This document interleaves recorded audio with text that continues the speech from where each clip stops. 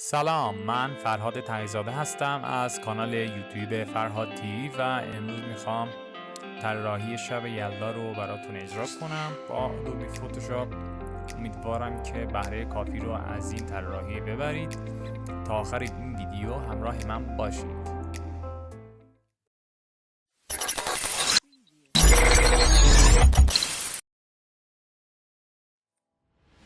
خب من برنامه فتوشاپ رو باز کردم. میخوام یک سند ایجاد کنم با ابعاد 1080 در 1080. اسم سندم رو میذارم شب یلدا.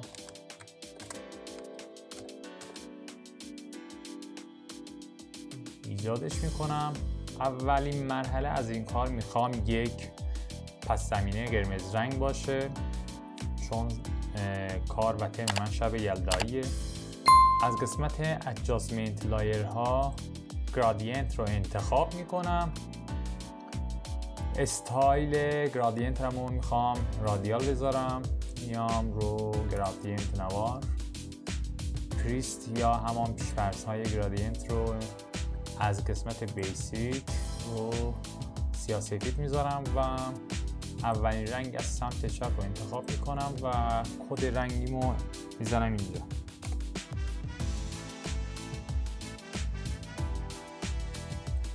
اوکی رو میزنم. حالا دومین رنگ رو من انتخاب میکنم، رنگش و کد رنگش رو وارد میکنم. خب اینم ایجاد کردم.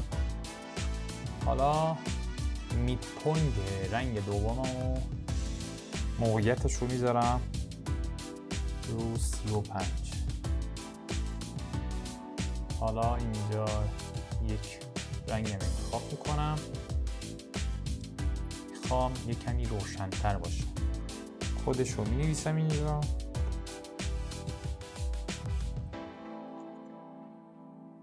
خب اوکی رو میزنم و موقعیتش رو میذارم 20.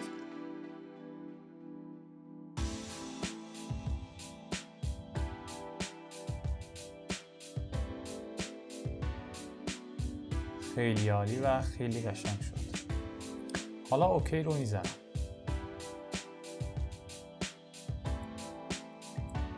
اسکیلمو یک کمی بیشتر میکنم. بذار امتحان بکنم ببینم چه جوری میشه.